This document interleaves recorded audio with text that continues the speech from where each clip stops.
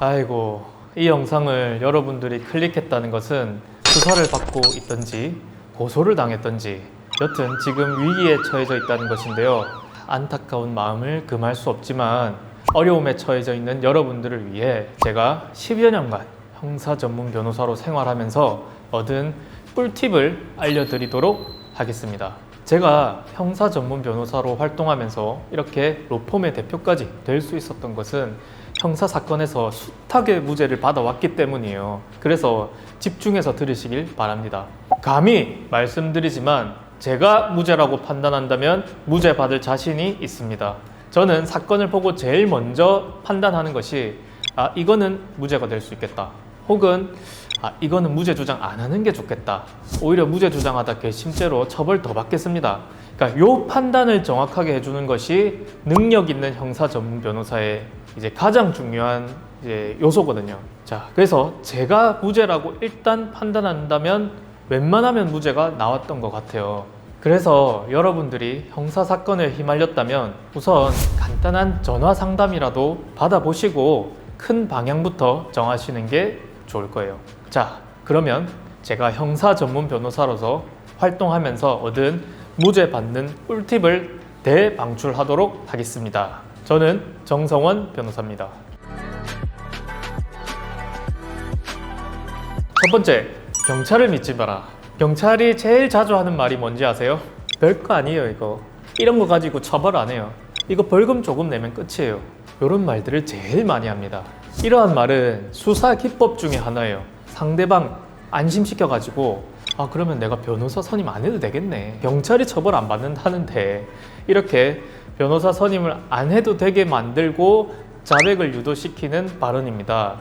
객관적으로 봤을 때 큰 처벌이나 구속이 예상됨에도 경찰은 재판 절차는 잘 몰라요. 그리고 검사와 판사가 결국 재판을 진행하는 것이므로 사실 재판을 제대로 본 적도 없어요.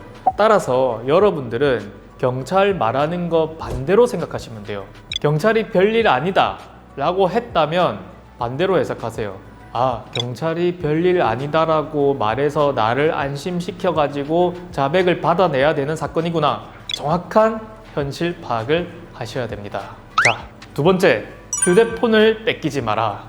자, 형사 전문 변호사인 제가 봐도 휴대폰을 경찰에게 뺏기지 않는 것은 정말 중요합니다. 반대로 수사기관의 입장에선 휴대폰을 뺏는 게 제일 중요해요.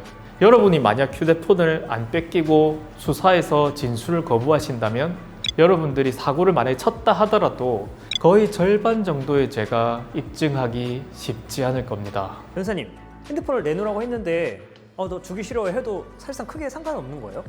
사실 영장을 가지고 핸드폰을 압수해 가면은 뺏길 수밖에 없고요. 경찰이 영장이 없는 상태에서 달라고 하는 경우에는 절대 주시면 안 되고요. 변호사가 이런 말 해도 되는지 모르겠지만 경찰이 잡으러 올 것 같다라고 할 때 한강에 가셔서 아시겠죠? 여기까지 말하겠습니다. 자, 세 번째입니다. 진술 거부권을 활용하십시오. 진술을 거부하시는 게 좋을 겁니다. 미란다 원칙. 당신 지금 체포됩니다. 진술을 거부할 수 있고 변호사를 선임할 수 있습니다. 이게 바로 미란다 원칙이에요. 여러분들이 수사 대상이라면 행사할 수 있는 헌법적 권리가 딱 두 개밖에 없어요. 변호사 선임권, 진술 거부권을 적극 활용하세요. 그리고 변호사 선임 후 변호사랑 같이 조사받겠다고 하십시오. 변호사님, 만약에 변호사 선임하는데 시간이 좀 걸릴 수도 있는 거고 계속 그냥 시간이 지나더라도 무한정 진술 거부권을 행사할 수도 있는 건가요? 무한정 행사할 수 있습니다. 자, 네 번째, 변호인 조력권입니다. 아까 헌법상 권리가 두 개 있다고 했죠. 그 두 번째가 변호인의 조력을 받을 권리입니다. 변호사는 완전히 여러분 편이에요. 의뢰인은 변호사를 활용해서 거짓말을 하기도 하고요. 변호사를 활용해서 거짓말과 진실을 섞어서 사실관계 자체를 흔들기도 합니다. 변호사를 통해서 피해자와 합의하기도 하고요. 물증을 찾아내기도 하고 숨기기도 합니다. 내 편을 확보해서 추후 유리한 증언을 확보하기도 합니다. 여러분이 만약에 돈이 많으시다면 변호사 비용을 아끼지 말라고 조언드립니다. 요즘 최악의 방법은 광고를 보고 변호사를 선택하는 방법인데 네이버 최상단에 나와가지고 수억 원의 광고비를 집행하는 로펌의 경우 저가의 변호사를 고용하여 신입 변호사들 고용해가지고 로펌을 돌릴 수밖에 없어서 질 낮은 변호를 받을 가능성이 높습니다. 그래서 변호사를 좀 성실한 변호사를 잘 알아보셔서 선임하시는 게 굉장히 중요합니다. 자, 5번째, 이왕이면 대표 변호사에게 맡기십시오. 자, 우리가 미용실만 가도 원장이 제일 성의 있게 머리를 봐줘요. 그리고 잘못되더라도 책임을 집니다. 변호사도 마찬가지예요. 기왕이면 대표 변호사에게 조금 웃돈을 주더라도 사건을 맡기시는 게 책임감 있는 사건 진행에 도움이 될 것입니다. 자, 6번째입니다. 섣불리 합의하려 하지 마십시오. 여러분들이 만약에 무죄를 주장할 생각인데 합의를 시도한다? 이거는 모순입니다. 합의는 잘못을 저지른 사람이 죄송합니다 하고 피해 보상을 시도하는 거예요. 그래서 여러분들이 피해자한테 합의를 시도한다는 것 자체가 마음 깊숙이 조금은 내가 잘못한 것이 있다라는 것이에요. 따라서 저는 무죄 주장을 하시는 분들에게는 절대 합의를 권하지 않습니다. 7번째입니다. 운에 맡겨라.